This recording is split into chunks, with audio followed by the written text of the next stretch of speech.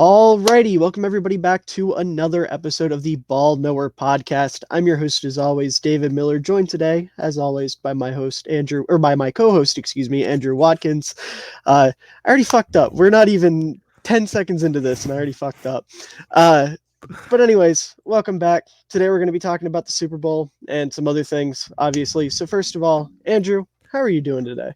I am here. You are here. That is true. I got a haircut earlier, and I was falling asleep in the chair.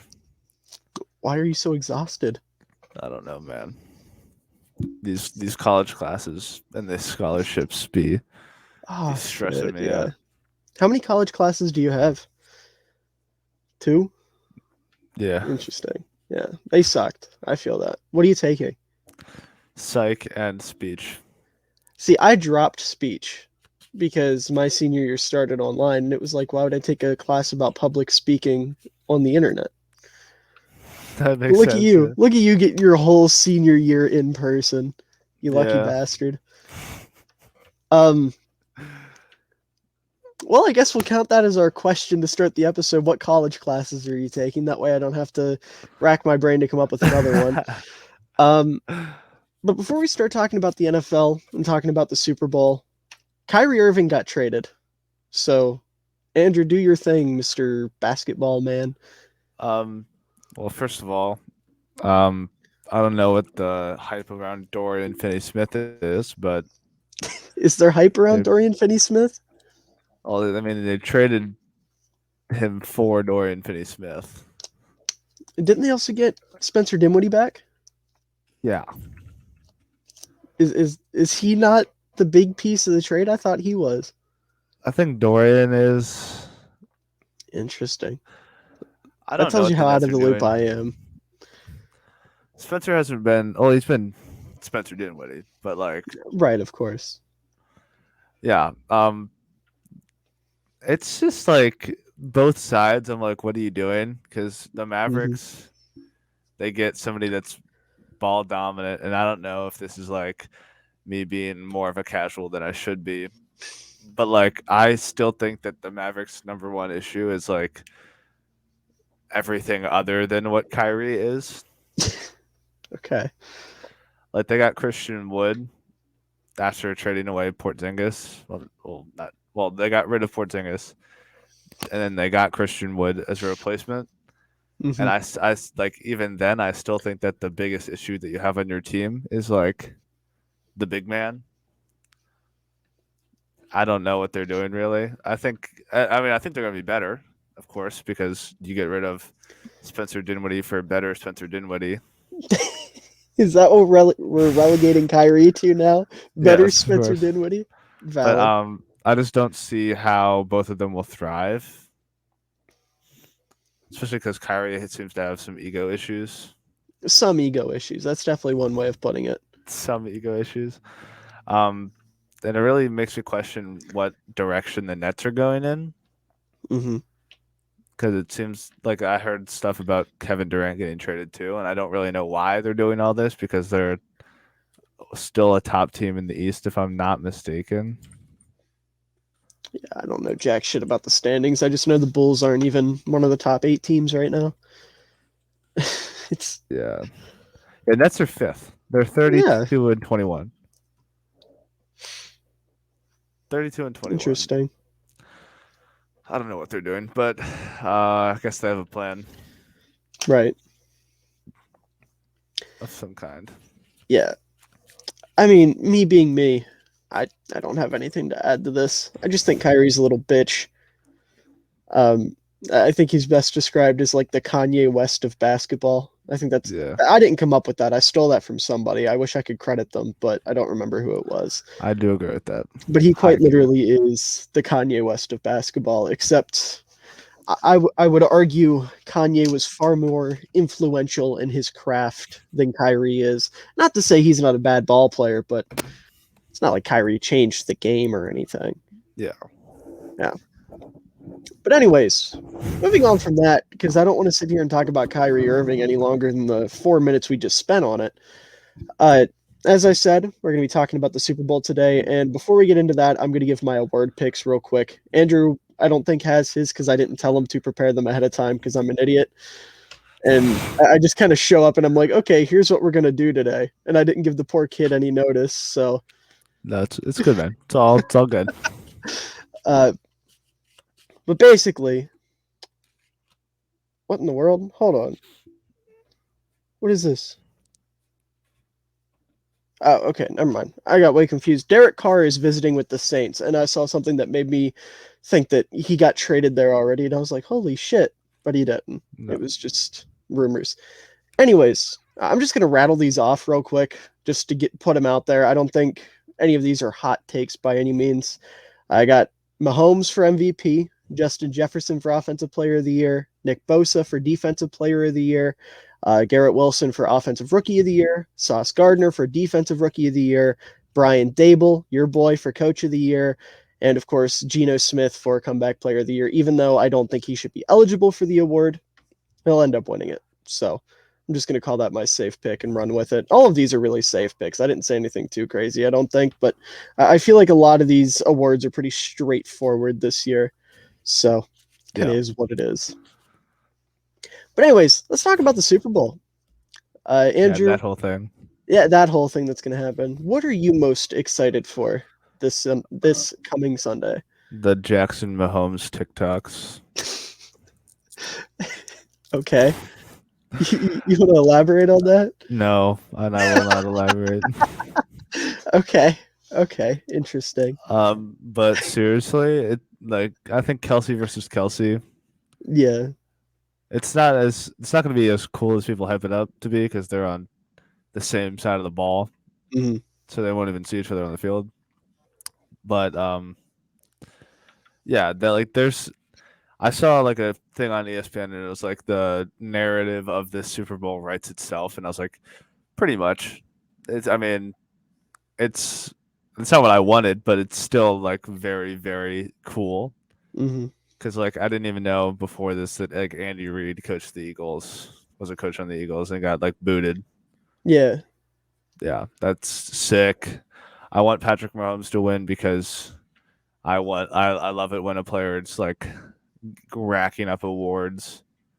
Valid. But then I also want the Eagles to win because Jalen Hurts is my guy.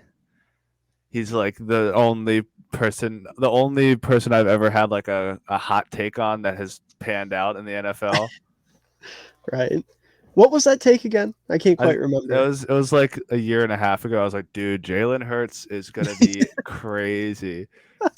And I said it because I had him in a Madden franchise, and I was like, fucking Madden franchises.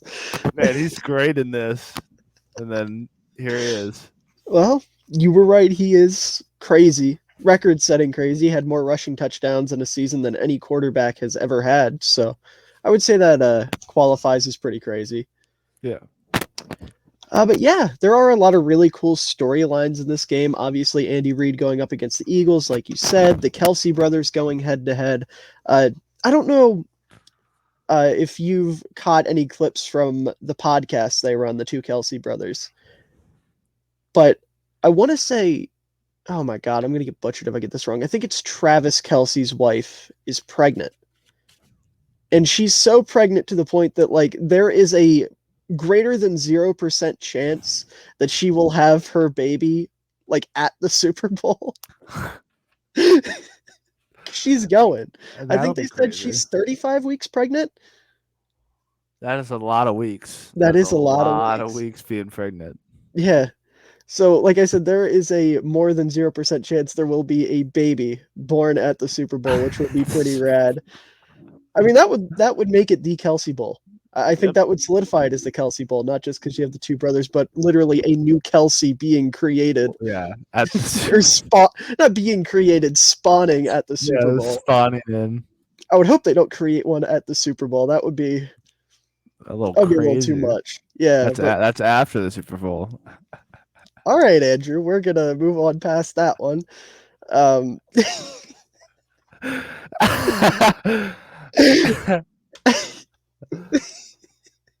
It's just the way you said it.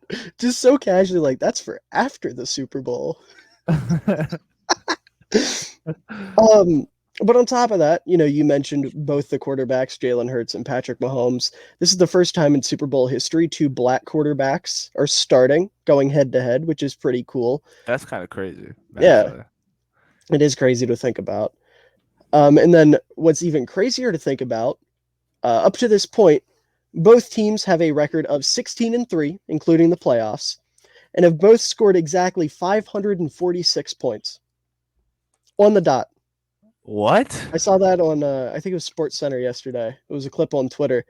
Yeah, 16-3, and both have scored exactly 546 points. That's absurd. That's actually absurd. It is actually absurd.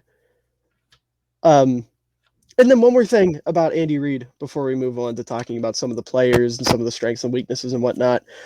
As of right now, former coaches are 2-2 against, or I'm sorry, coaches are 2-2 against their former teams in the Super Bowl.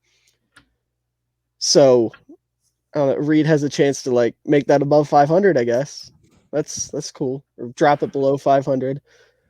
That's cool. Yeah, I wish I could say it's like some triumphant record. It's like 4-0, so Andy Reid has all the odds in his favor. 0-4, so they're all against him. No, it's right down the middle. It's 2-2. There are no odds to be in anyone's favor. But obviously, some of the other big things going on with this game, Patrick Mahomes and Jalen Hurts are both kind of feeling the after effects of an injury. I guess Mahomes a little bit more than Hurts, given that he suffered a high ankle sprain and it still isn't fully healed. But this dude is still just out there hooping because I guess Mahomes has the greatest plot armor of all time. And then Jalen Hurts got hurt towards the end of the year, ended up coming back for the playoffs with his shoulder. So that'll be interesting to monitor. Hurts had a bit of a down week last week, obviously. So I wonder how much the injury played into that. I guess we'll find out this week. And then the Chiefs are also not going to have Mecole Hardman, who has been their second best pass catcher up to this point throughout the playoffs. So that's rough, obviously. But some more stats, just because rattling off stats for the Super Bowl is fun. We've got Travis Kelce is second all-time among all players, not just tight ends. He is second all-time in the postseason with receptions, reception yards, reception touchdowns, and 100-yard games. All ahead of Gronk, by the way, which I thought was absurd. That is absurd. Yeah. It's like, I think receiving yards goes Jerry Rice, then Kelce, then Edelman, then Gronk, which is really funny, given that two of the four are just Brady merchants, I suppose. Yeah. And then, I don't know, it's going to be interesting. That was really the only stat I had. I don't know why I said more stats. It was just that. The other stuff is going to come in later. I have my notes a little bit disorganized, it seems.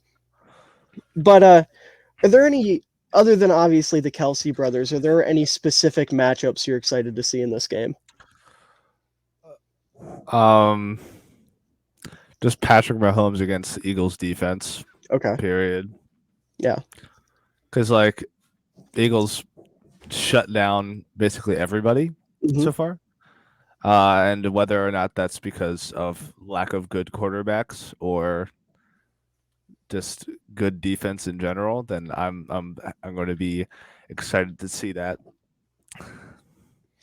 Yeah, I agree completely. The big thing with the Eagles is they're really good at getting to the quarterback. Obviously, they have, I want to say 78 sacks on the year, over 70, which is third all time in a single season, only behind the 1984 Bears and the 1985 Bears. Fun fact. And it's really important. Obviously, you want to get pressure to the quarterback, and you're playing a hobbled quarterback that's dealing with that ankle injury. So, you want to be able to get to him, right? When you're a defender and you're playing against a hobbled quarterback, you smell that blood in the water. And this could go for or against the Eagles, as Mahomes is incredibly good against the blitz. Since he became the full-time starter in Kansas City in 2020, he has more touchdowns and a higher QBR than any quarterback in the league against the blitz. But the Eagles don't need to rely on the blitz, which is great. They're really good at getting home with a four-man rush. They have 186 quarterback hits and 60 sacks on the season. So 60 of their, 78 sacks come just from a four-man rush without blitzing. So it'll be interesting to see how Philly's going to attack Mahomes. Going to be able to, or how they're going to approach this defense, what they're going to do against Travis Kelce, especially considering McCole Hardman's out. And they've got a lot of good, versatile chess piece defenders, guys like Kaiser White, CJ Gardner Johnson, TJ Edwards, that are going to be able to match up against Travis Kelce. Not obviously shut him down. You can't shut down Travis Kelce, but limit him as much as possible. So it'll be interesting to see that. The biggest matchup for me, the one I'm most excited to see, is probably the Eagles' top two wide receivers, A.J. Brown and Devonta Smith, against the Chiefs' defensive backs, because they're going to be down, I believe, L'Jarius Sneed. I think he's not supposed to play, and he's their top corner, which is going to leave them with two really young rookies at corner who, have stepped up for the Chiefs so far. They've done well. It's just they're going up against different animals. AJ Brown and Devonta Smith might be the best receiver duo in football. I wouldn't say they are, but they're definitely up there. AJ Brown is one of the most physical, aggressive wide receivers in football, and going up against him isn't like going up against any other receiver in football. So it's going to be interesting to see how they react to that, especially given the fact that the Chiefs' defense is really aggressive. They like to blitz a lot, and when you blitz a lot, that asks a lot of your corners because you're putting them in man-to-man coverage and you're expecting them to just kind of lock down their guy. And A.J. Brown is one of the best wide receivers in football against man coverage. So it'll be interesting to see how that works out. And then I've got a couple other matchups here that are interesting. One of which is Frank Clark and Jordan Mailata, who, defensive end for the Chiefs and an offensive tackle for the Eagles. And the reason this is so interesting is because Frank Clark is not that good, but for some reason in the Super Bowl, he always pops off. Which, that's a skill in and of itself, being able to show up in a big game like that, even though during the regular season, he's like mediocre, and that's kind of being nice. But it'll be really interesting because Jordan Mailata is a good tackle, but he's not the best pass blocker. So you're probably going to see the two of them matched up quite often. And, I'm just curious which version, like if Frank Clark's going to continue this run because he's going up against an offensive tackle that's still good as a pass blocker, but he's more of a run guy. I love Jordan Mailata, but he is, obviously dominant in one area more so than the other. So I've said it'll be interesting to see about 15 times now, but it is. Yeah. And then, we already talked a little bit about the Eagles' defensive line. Them going up against the Chiefs' offensive line is going to be huge. The Chiefs' offensive tackles, Orlando Brown and I think Austin Wiley's the other dude's name. I always forget. They were both top 7 in pressures allowed. And obviously, I already brought up the Eagles had 78 sacks during the regular season and playoffs. So that could be nightmare fuel almost instantly for the Chiefs. If you go back and look at the Super Bowl that Mahomes lost against Tom Brady, that was kind of the big thing. His offensive line wasn't that great, and the Bucs were able to get home constantly. They were able to hit him in the backfield, and he fell apart. So if the Eagles are able to do that early, I think that'll be a big swing for them. In fact, another stat for you. I really did my homework this week because I wanted to sound smart. 7 of Mahomes' 11 losses since 2020, which is crazy to think. He's lost 11 games since 2020. That's absurd. Yeah. 7 of those 11 losses have come when he's hit 10 times or more inside the pocket or behind the line of scrimmage. So if the Eagles can get to him quickly, the odds are in their favor statistically. And I think that might be the biggest factor in this game. Is going to be that Chiefs offensive line versus the Eagles defensive line, because you have, like I said, a mediocre offensive line with a really good interior. It's just the tackles aren't that great against one of the better defensive fronts in football. So that'll definitely be something. I'm putting Andrew to sleep with all these numbers. So I guess let's just get this out of the way early because we're gonna have some Twitter questions to answer. Who do you have in this game? Who do you think's gonna win? I'm the most clueless I've ever been, but not clueless, but like I really could see it going either way. Okay. But I think, and I feel like if I say either way, then if the team that I choose loses, I'm gonna sound like an idiot, Right. But I'm gonna go with the Eagles. Okay. It's because I think their talent's so spread out real nice. And I think that the defense is going to expose the lack of weapons that the Chiefs have on offense. Valid. Period. Period. Yeah, no, I agree. I definitely see where you're coming from. However, I need to be a contrarian, so I'm gonna pick the Chiefs. And it sounds stupid, but it kind of just boils down to guys like Mahomes. I refuse to count them out. It was always Brady, right? Brady was always that guy. I refuse to ever count Brady out, and typically that works well in your favor. And I think Mahomes is the next guy that's going to be, in that realm. And I get that, and I'll put it this way: I'm not basing it entirely off of the fact that Mahomes is just that guy. There's other factors that go into it. The Chiefs are able to run the ball now, something we haven't seen them be able to do. There's always a chance their offensive line can hold up, and their offensive line, if it can hold up, will be huge.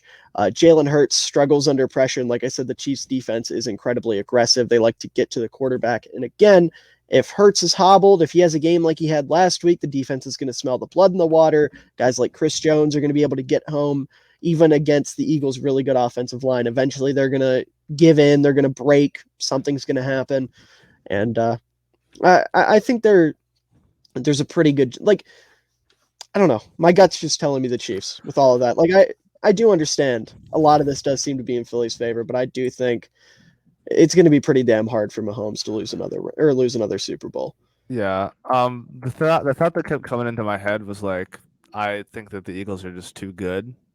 And then the next thought immediately after that was like, but Patrick Mahomes though. Right. Yeah. I mean, that's like absurd to think. Yeah. That, like, one dude can completely override and like probably the most stacked team in like a very long time. Definitely. I mean, it's a team that has nearly no flaws. Yeah. The Eagles are pretty much a perfect ball team. My only real critique of them is the fact that they don't use a fullback, because I'm weird and I care about that kind of stuff, but like it works, so what's it fucking matter, Yeah. That's another thing in the Chiefs' favor. They do use a fullback, so I'm kind of contractually required to pick them here. For that reason as well. Speaking of goofy things, the NFL Super Bowl coverage has begun. And have you seen any of the questions that any of the coaches or players have been asked? Oh, I saw that. What's the Eagles head coach's name? Sirianni. Yeah, Sirianni. Nick Sirianni. You were close. Sirianni, very close. Sirianni. It's a dude asked him if it was a must-win game. Yep. Obviously, it is. Somebody also asked him, which player would you let date your daughter? And he replied, my daughter is 5. So probably none of them. Yeah, I would hope so. I would hope he's not like, yeah, I think Lane Johnson and my daughter would get along great. My daughter's 5. Think about this for a minute, right? Getting to do press coverage at the Super Bowl is a lifelong dream of a lot of people. I would love to do that. And you finally get your moment. Nick Sirianni picks you out of the crowd and he's like, all right, what's your question?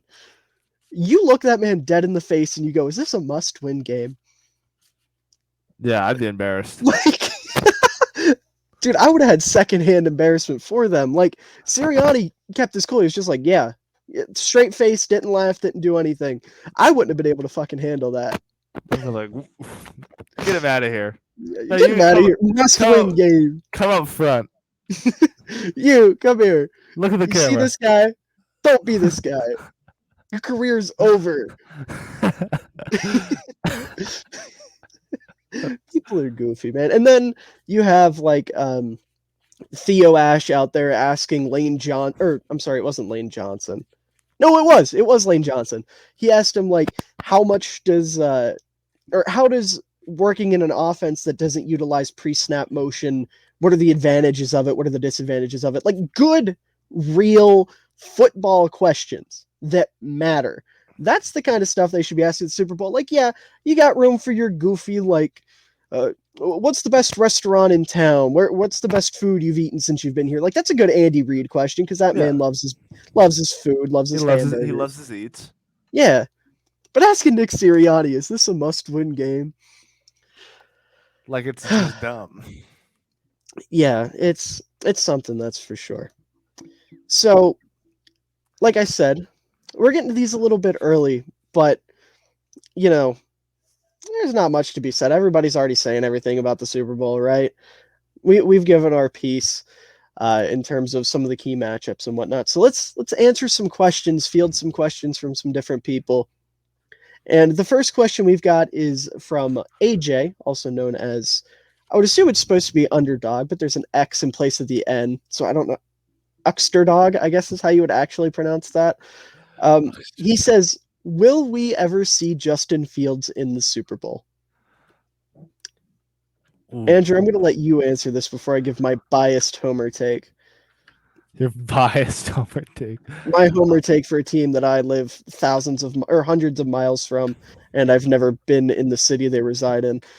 I'm gonna try to piggyback off your future take and say that as the Vikings figure it out, because they have a lot of like old decent guys that they should get rid of for younger guys. Right. As the Vikings get good, the Bears will be like a year and a half ahead of them. Okay. I do have a lot of faith in the Bears rebuild. I don't have faith in anything that the Vikings have to show because they were 12-3 and lost to the Giants. Okay.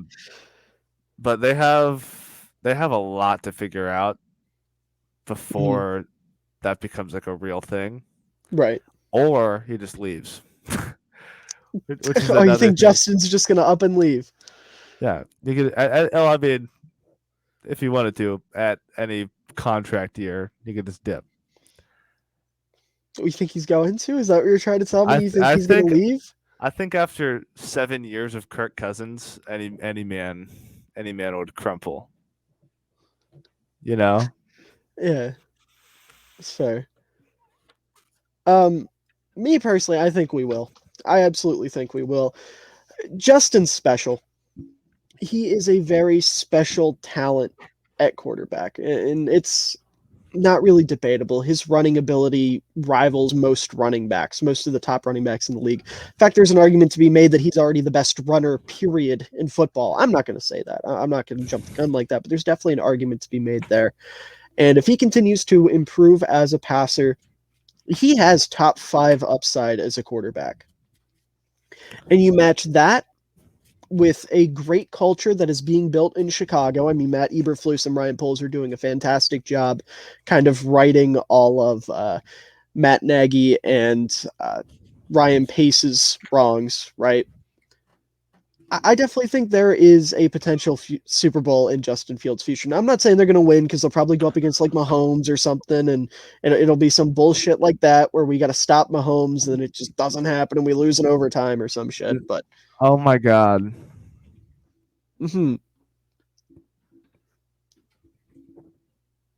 I'm so confused right now. Why? Oh no. I swear to God you said Justin Jefferson. I swear to God. I swear to God.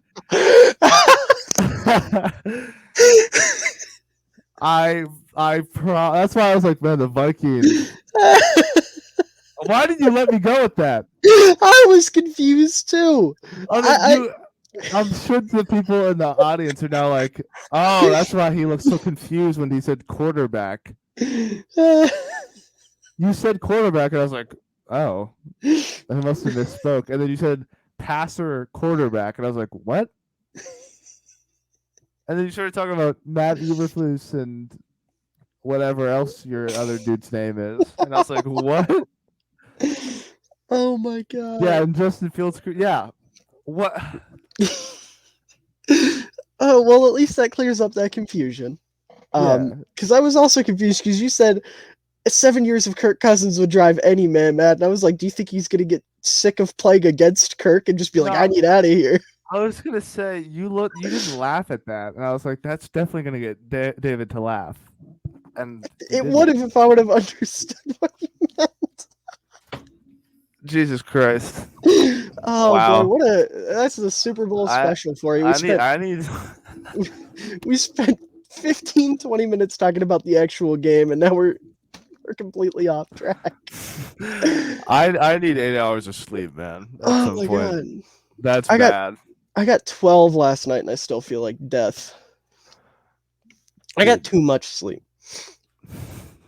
Anyways, Justin Fields, Super Bowl, yes or no? Yeah, Okay, we both think yes. because Justin Jefferson, probably not I if he said stays in Minnesota. I said no because of the Bears. That's why I said no.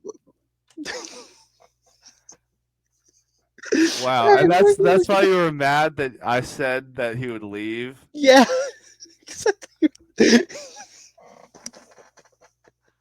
I could have sworn to God you said Justin Jefferson. Oh my god, this kid does need sleep. I'm so sorry. All right, we're gonna move on. Oh my god, I needed that laugh. Thank you. Yep. Oh my god. Okay, here's a great one. Our favorite follower, Walter Whiteseal, asks, "Are you taking the over or the under for the length of the national anthem?" What's the bar? Oh, that's a good question. Let's find out. Oh boy. Who's even singing the national anthem? I know Boy. Rihanna's doing halftime. Yeah. Remember we had to sing the national anthem? I guess you still have to, don't you? Yep. Because for graduation you'll have to sing it, right? Yep. They made me sing freaking soprano during our graduation. Oh. I sang it an octave down, but it Of was course. the soprano thing. So it was me and friend that we're not going to name because I don't Friend. want. Yeah. No, it was me, her, and then, you know.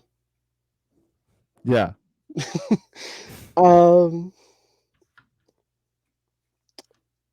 2 minutes and 2 seconds. That's the over under. Under. Okay, hold on. Well, I thought I should not say that before. I know who's singing it. 2 minutes, 2 seconds. Eric Church? No, it's Chris Stapleton. Oh my god. So Chris Stapleton over under. 2 minutes and 2 seconds. How do you even sing the national anthem for 2 minutes and 2 seconds, man? I don't know. I'm How s- long does the national anthem normally take to sing? I mean, for me, it's like 40 seconds max, probably. 40 seconds. Yeah.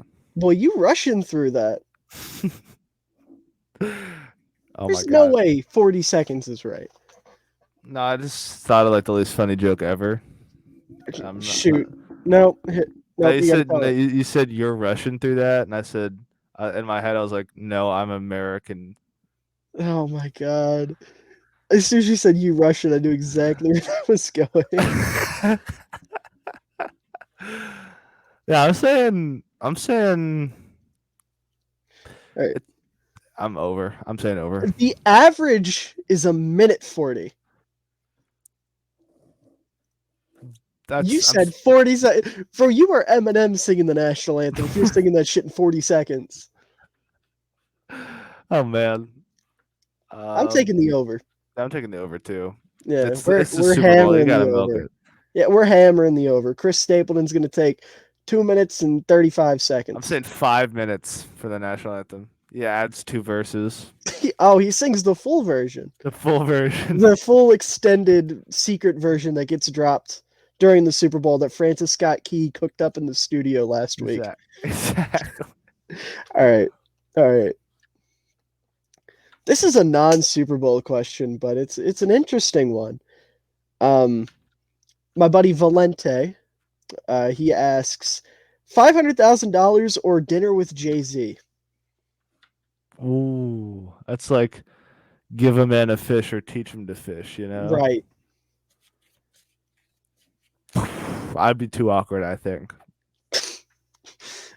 Okay. I'm taking the 500 grand. See, I'm also taking the 500 grand, but because I don't think I have the mental capacity to apply what Jay-Z would teach me.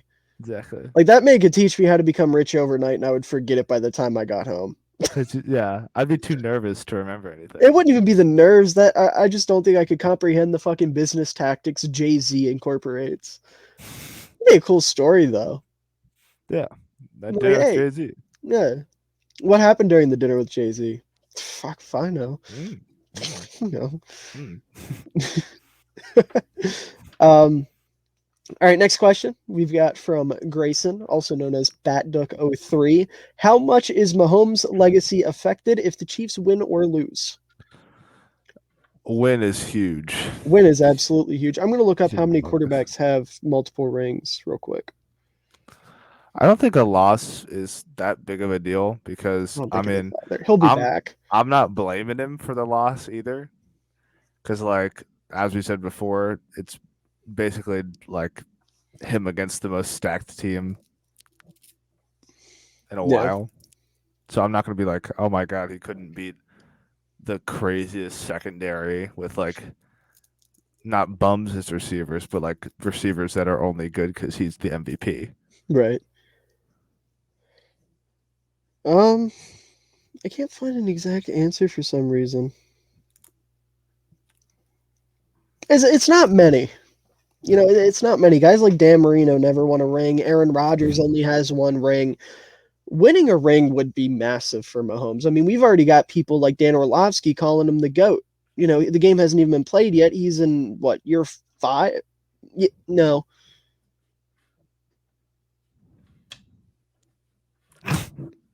What year are we in? Year 5. 2023? Yeah, year Okay. 5. It would be year 5. He was drafted in 2017. So, because he didn't start his first year. Oh, so earlier when I said Mahomes' first year as a starter in 2020, I meant 2018. I'm just stupid. Um, I have no grasp of time, okay? Once you graduate high school, time becomes relative. Nothing makes sense anymore. But anyways, uh obviously winning a ring would be massive for his legacy. You're going to have more people putting him in the GOAT conversation than already doing so, which, you know, the fact that he even has people putting him in the GOAT conversation already is kind of wild. I mean, the dude has only played 5 years as a starter. Granted, he is probably the most talented quarterback we've ever seen. I would say he's the most talented quarterback we've ever seen. Yeah. You got to have a little bit of longevity. You know, I'm not saying he's got to be Brady and play till he's 45 to even challenge Brady, but give the man a decade at least. You know, before you're going to call him the GOAT of the sport, he's got to play at least a decade. Yeah. But those conversations are definitely going to be happening, and he'll definitely move up a lot of like Hall of Fame trackers and things like that. And honestly, if he retires with 2 rings and continues playing at this level, assuming it's not like a bunch of collapses in the AFC title game for the rest of his career, he will probably still end up being a top 5 quarterback. I would say 2 rings on this trajectory would be enough for that. Now, if he loses, I mean, people are going to drag his name through the mud because he's Mahomes and they hate Mahomes and they hate the guy that wins. But I don't think it does too much negatively to impact his legacy. You know, other than, like I said, the idiots that are going to be like that, he's going to be back. At some point, Mahomes is going to be in the Super Bowl again. When you're the best quarterback in football, the most talented guy in the league, you're going to be back. So winning would be huge, but losing, I don't think is going to have that big of an impact. Yeah. We've got another question from Yup, who was actually on the podcast in our Rams team preview. Blanking on his name for some reason. That's bothering me. I feel like a dick. Right, we're going to continue. Wait, maybe if I tap on his account. No, he doesn't have it. God damn it. Anyways, he says, "What's the biggest thing the Chiefs have to do to win this game, and vice versa for the Eagles?" Andrew, do you want to start here, or do you just want me to? Stop Patrick Mahomes, and Fair. then is for the Eagles, and then for the Chiefs, it's stop them from stopping Mahomes. Okay. I mean, yeah, those are. It's not wrong. Yeah, you're not wrong. I'm going to elaborate on the stop Mahomes a little bit. I said already, I think the biggest thing is getting to Mahomes.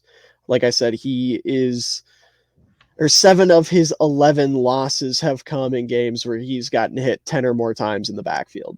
So if you can do that, which this Eagles front is absolutely capable of doing, that'll be huge. Get to him early, get to him often, and he's not going to fall apart, but it's definitely going to slow him down. And him playing with a hurt ankle, who knows what his escapability is going to be like this week.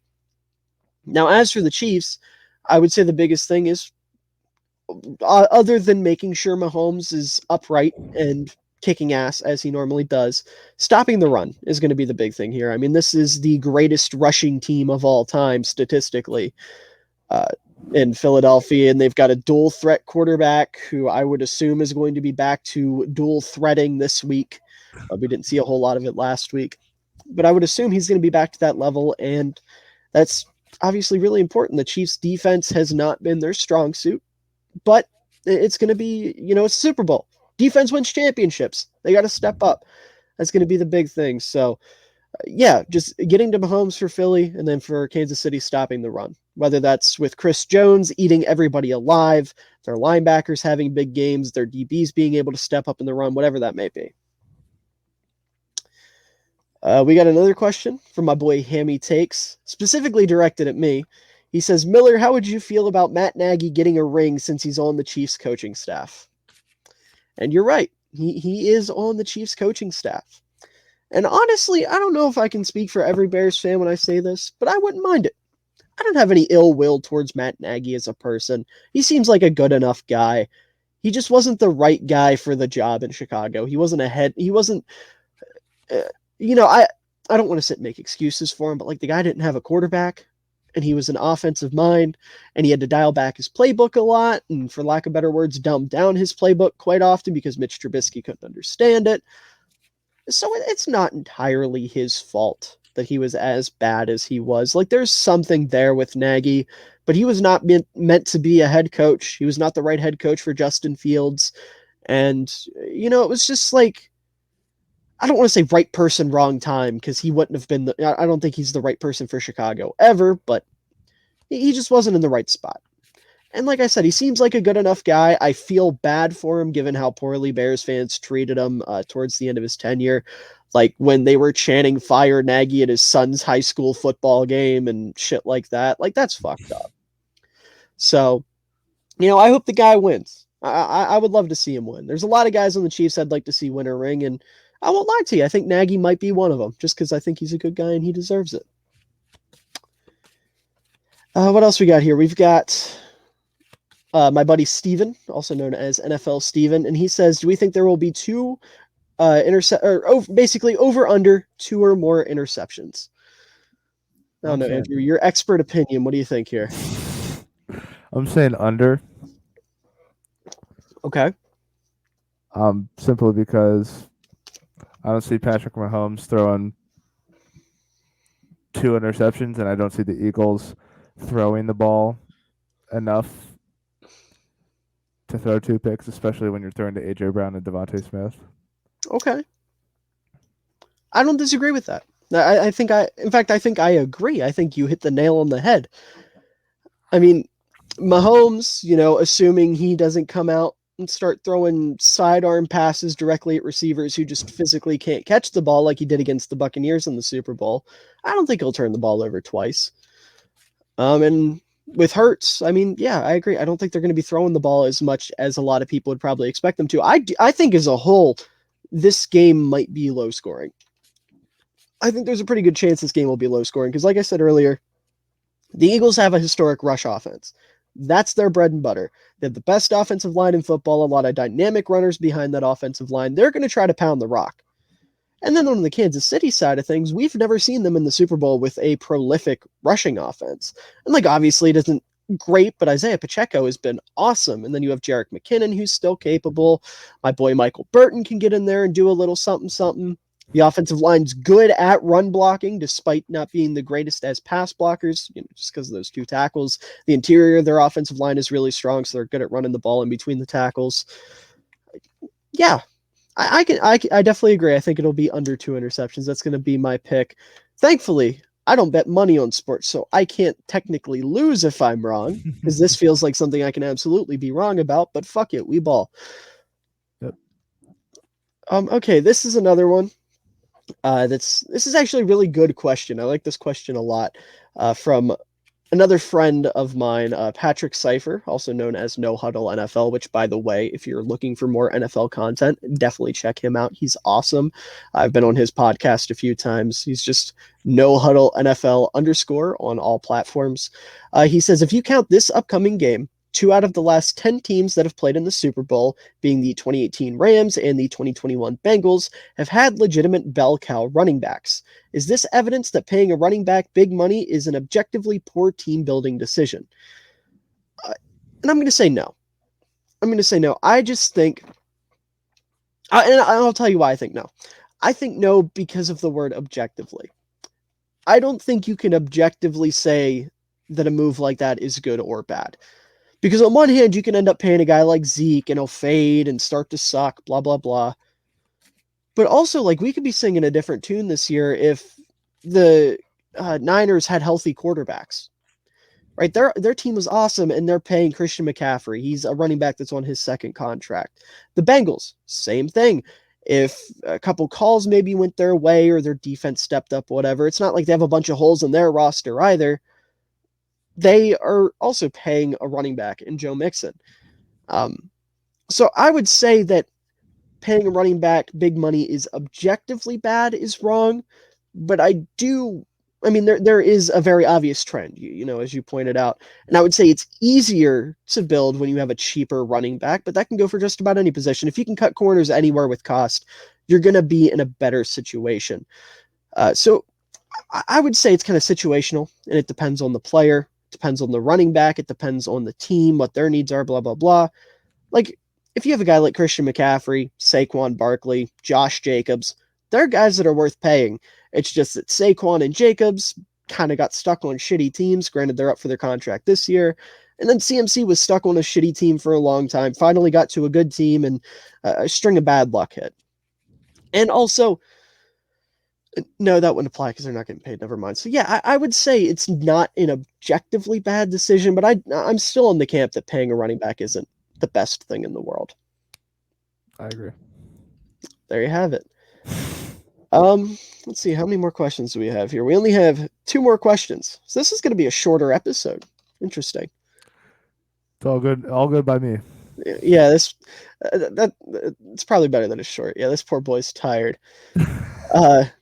So next question comes from Jarrett, and he asks, when will it be a general consensus that tight end is a super important position? 3 out of 4 conference championship teams had a top 6-ish tight end. And yeah, I mean, I think at this point it probably is general consensus. The tight ends are really, really important. I mean, for, at the very least, they're safety blankets for your quarterback. Like, look at Chicago, right? We have what I think is a top 10 tight end in Cole Kmet. He experienced a big breakout this year compared to last year in terms of how he looked on the field and in terms of scoring, because he was there to be that safety blanket for Fields. And he ended up leading the team in receiving yards and touchdowns. Granted, he had like 500 yards, but if you watch the Bears this year, you'll understand why that was. It wasn't really a Kmet problem. It was a more of a everything else not named Justin Fields problem. So I mean, I think it's probably consensus at this point that tight ends are pretty important. You look at Kittle, you look at Kelsey, the importance they've had for development. Dallas Goedert, same thing in Philadelphia. Yeah, and then who's the team that didn't have one? The Bengals didn't have a big name tight end, and the only reason they don't need one is because they have Jamar Chase and T. Higgins and Tyler Boyd, and Hayden Hurst wasn't that bad either. I mean, Hayden Hurst was pretty damn solid for the Bengals. Yeah. Andrew, do you like tight ends? I love tight ends, actually. You love tight ends, huh? Love tight ends. I'm in the camp that, like, fantastic tight end makes your team like 50 times better. Like, you're telling me if the Chiefs had like a really good receiver and then like a mid tight end, they'd be in the same boat? I don't think so. You know? Yeah, well, that's also kind of an unfair comparison because Kelsey's like one of a kind. Yeah. But I'm saying, Yeah, well, you're right. I would You're also right. say the same thing about the 49ers, but like they got everything, so you can't really say that. The Niners have literally everything under the sun. You could take Kittle out, and they'll be like, "All right, you check, get up there. You're tight end this week." Uh, Yeah. and I mean, they've managed without Kittle. We've seen them, but that's different. Like you said, they have literally everything.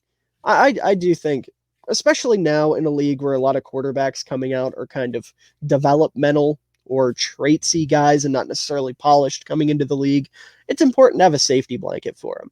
And not a Yeah. lot of teams are going to have some elite pass catching running back like an Austin Eckler. So I would say it's pretty important to have a pretty good tight end, especially as a safety blanket. And our final question comes from Mason, otherwise known as the Sports Lion. Again, great content creator. I've been on his podcast before. It's called Keeping Up with the Commanders. Put a link to that in the description. In fact, anyone that asked a question that makes content, I'll put a link in the description. I'm feeling real generous today. Wow. So definitely make sure to check him out. Yeah, I know, right? I'm just in a giving mood. If it's not apparent, I'm incredibly on edge today, so I'm just trying to distract myself with positivity. So, anyways, Mason asks, on a scale of 1 to 10, how confident are you in the Commanders winning the Super Bowl next season, with 1 being confident and 10 being very confident? 0. You didn't look at the question, or you didn't hear the question. You can't pick 0. 1 to 10. 1. So you're confident they'll make the Super Bowl next year. Yes. Okay. Give them a quarterback and they make it. Yeah, I mean, I don't disagree with that. There's definitely a world where they find themselves in the Super Bowl next year. Let's get them. I don't know. It's not going to be Rodgers. Derek Carr. Don't laugh at Derek Carr. I like Derek Carr. Sorry. I don't know.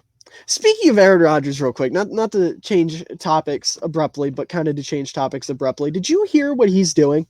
No. So he was asked today where he's going to play next year because he's getting traded. And he said, I'm not even sure if I'm going to play next year. So what he's doing is he's spending 4 days consecutive, back to back to back to back, in nothing but darkness. It's like this little house he's going to be in for 4 days. And he'll get fed periodically. People, kind of like he's in prison, they'll take him food. And he has to sit there, no TV, no music, no books, no nothing, just alone with his thoughts for 4 days, 96 hours. Is it David Blaine? Did David Blaine do something similar? David Blaine's the magician that like put himself in ice. Yeah. Oh, did he do that for multiple days? Yeah. That's crazy. That is crazy. And it's even more crazy that Aaron Rodgers is doing it. Just think about it normally, dude. It ain't that big a deal. I mean, I think it's kind of a big deal. I'm just saying, he's like, man, whatever team I get to is going to be killer next year. I mean, I do think it's a rather goofy process, but I'm not going to shame the man for handling a situation differently than I'd love to because it's Rodgers, but whatever works, I suppose. 96 hours of total darkness. That sounds like literally torture. It does Like- sound like literal torture. Like if I hated somebody a lot, I would do that. I'd toss them in a dark pit. Someone in the replies to that tweet, like to the tweet talking about it, asked how many bottles of lotion he gets while he's in there. You need a lot. A lot. Bro's gonna get like a fucking jug of lotion. Oh my god. That would be torture though. God, think about that. 96 hours alone with nothing but your thoughts. I would kill myself, I think. I would eat the tray that they gave me. You would eat the tray. Yep. Well, knowing Rogers and the fucking hippie he is, it's probably some biodegradable, edible bullshit, anyways. Yeah, probably. The tray is probably made of like fucking rat skin.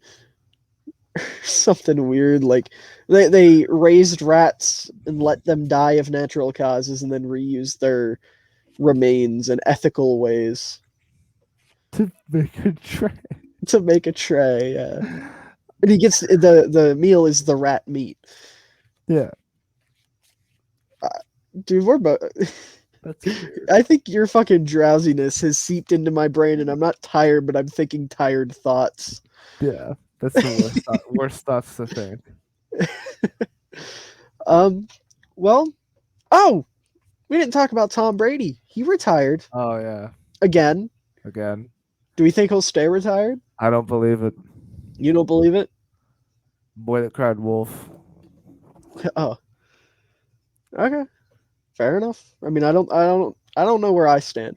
I think he Honestly, should. he should retire. Absolutely. He looked rough this year, to say the least, especially in that last game against Dallas. But it's Brady. You know, Yep. it's Brady. Although I will say, it got announced. You know how when he's done with football, he's going into the booth. Yeah. He's starting in 2024. So not this coming season, but the season after. And not to like put my tinfoil hat on, but part of me does wonder if that decision was made so he has the option to come back. Yeah. Because you remember, he announced his retirement sometime around right now last year and then came back after 30 days. If he comes back another time, I'm just gonna think that he's never gonna retire. He's gonna die We're on the stuck field. with him forever. Well, I wouldn't say stuck. I love Brady, but he's going to be there forever. Dude will be 65 and quarterbacking somewhere. Oh my. Yeah. All right. So, I got one more question for you before we wrap up. Completely unrelated to everything. You're a TikTok browser, correct? Of course. Have you gotten the video of Lois's dad from Family Guy? Like the dancing, walking, rearranging furniture thing? Yeah. What are your thoughts on that? In what way? Just like, how do you feel about it? Does it make you happy, sad, confused, angry, aroused, even? I mean, I don't know what you're into. I think it's funny, and I saw a TikTok with the sound, and it was like Hamilton be like, and I was like, absolutely. That is true. That is a crude retelling of Hamilton, pretty much. Yep. I love it personally. I watched. This is bad. The other night, it was like 3 a.m. and I was playing Call of Duty, and I was like, let me pull up a YouTube video on the side to stimulate my brain, because mindless killing. Eventually, got to do something else. And I opened up YouTube, and the first thing on my recommended was 10 minutes of dancing, walking, rearranging furniture, and I was like, all right. So I watched it, all of it, all 10 minutes, All 10 minutes all 10 minutes, with a sick smile on your face. with a demented smile on my face. Something broke in my brain that day. Yep.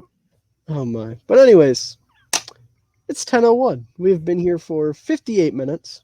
But I think that's 58 minutes too long with how tired this poor kid is. So, unless you have anything else you'd like to add, Andrew, I think we can about wrap it up. I'm finally making some real progress on that Stranger Things review. Yeah. The mythical Stranger Things review. The mythical Stranger Things review. Yep. I'm like almost done the first episode, guys. So how long is it going to be? Do you know? I mean, with the clips that I'm getting right now, it'll be like 5 minutes an episode. It'll be like a 25-minute video, probably. Valid. I'll have to watch it because I've never seen Stranger Things. Well, you have to watch the show first. No, I'm too lazy. I don't have time. I'll just watch the recap. No, I'm too excited for Outer Banks coming out the day after my birthday. Outer Banks, bro. Outer Banks goes hard. Stranger Things goes harder, objectively, unfortunately.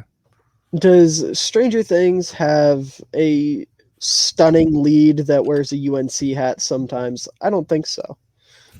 You got me there. Yeah, yeah. That's all I need in a woman, a North Carolina hat. She's wearing that, I'm sold. Ooh, bars low. Brother, it is in the basement. Well, anyways, that's gonna do it for this episode of the Ball Knower podcast. I know it was a bit low energy and whatnot for the Super Bowl, which is, it is what it is. Deal with it. Yeah. We're people. I don't know where I was gonna take that. No, you're not. We're people. People. But anyways, make sure you check out the last episode of the podcast as well. It should be like a little title card thingy here, and if not, it'll be at the end of the video, which is probably also like right here-ish. I don't know. I suck at throwing these things together, but it's fine because we're still amateurs. Yeah. We don't have to be good. But anyways, I hope you all enjoyed, and I hope you all have a wonderful day, night, evening, afternoon, whatever time of day it is for you. I hope you enjoy it because you're all wonderful people.